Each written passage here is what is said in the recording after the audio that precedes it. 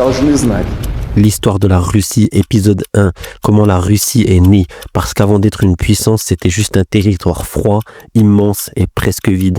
Au début, il y avait des tribus slaves dispersées, des peuples sans vraie unité, perdus entre l'Europe et l'Asie. Et puis un jour, des guerriers du Nord sont arrivés, les Varegs, des hommes d'ordre et de conquête.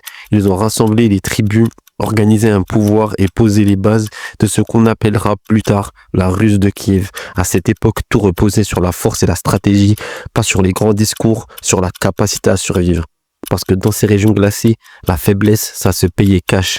Les siècles ont passé, les invasions mongoles ont ravagé la terre, détruit les villes, dispersé les peuples, mais les Russes n'ont pas disparu. Ils se sont endurcis et ils ont compris qu'un pays pour tenir doit avoir une autorité solide et un peuple prêt à résister. C'est comme ça que Moscou est né, d'un besoin d'ordre, de stabilité et de protection face au chaos. Petit à petit, le pouvoir s'est centralisé, les princes sont devenus chefs, puis tsars, et la Russie est devenue ce qu'elle est encore aujourd'hui, un pays difficile à plier, habitué à souffrir, mais toujours debout.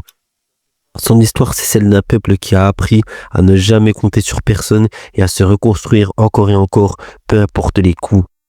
Tout ça, ça dit quelque chose. Il faut juste être capable de l'entendre.